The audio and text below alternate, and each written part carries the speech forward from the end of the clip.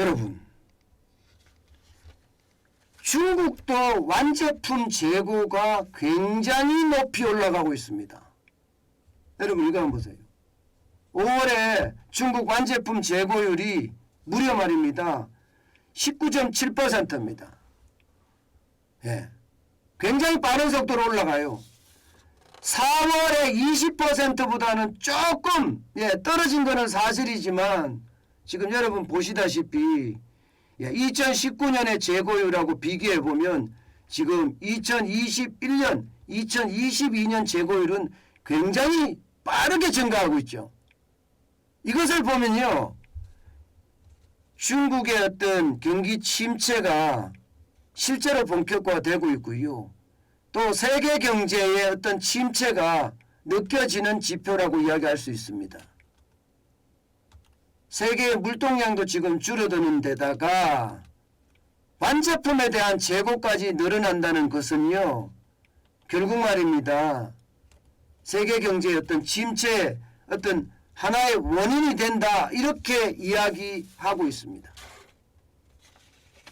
지금 여러 지표로 보면 여러분, 중국의 어떤 경제 침체, 그것이 세계 경제의 침체로 이어지는 그런 상황이라고 지금 분명히 볼 수는 있겠죠.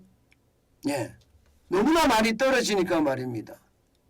이게 여러분, 지금까지는 선진국의 재고가 늘어난다, 대한민국의 삼성전자나 LG전자도 재고가 늘어난다 했지만 사실 중국 제품은 값싼 제품으로 일찍 알려져 있으니까 이게 세계 시장으로 그야말로 모든 게 다 나갑니다. 모든 게. 뭐 이쑤시개부터 시작해서 전기차까지 중국은 판매를 하니까 안 파는 게 없거든요.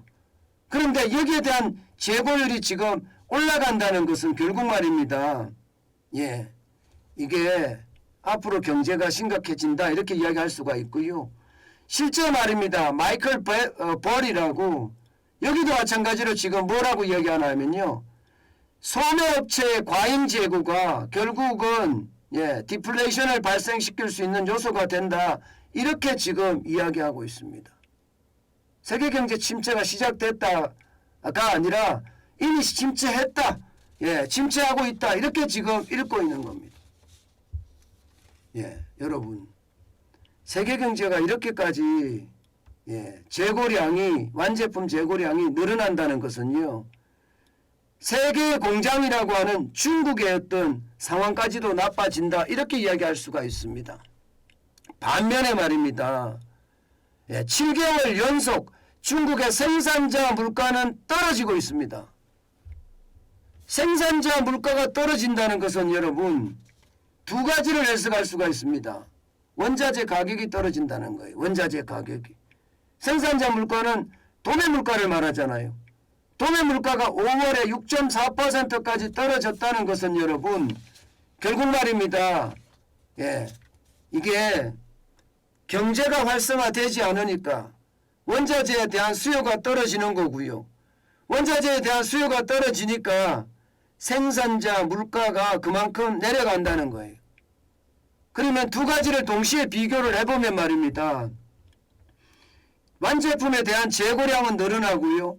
그에 따르는 생산자 물가는 줄어든다는 것이 결국 경제 전체적으로는요, 침체가 되고 있다, 이런 징조라는 거예요. 그만큼 빠르게 침체의 늪은 다가오고 있습니다. 저는 더 걱정되는 것은요, 중국의 부동산이에요. 중국의 부동산은 언제 어느 때 무너질지 모른다, 이렇게 이야기할 만큼 중국 부동산 상황은 심상치 않거든요. 이게 무너졌을 때는 감당하기가 좀 쉽지 않다, 이런 얘기까지 나옵니다. 결국 말입니다. 중국 경제의 침체, 그것은 세계 경제의 침체다. 이렇게 읽으면 될 것 같습니다.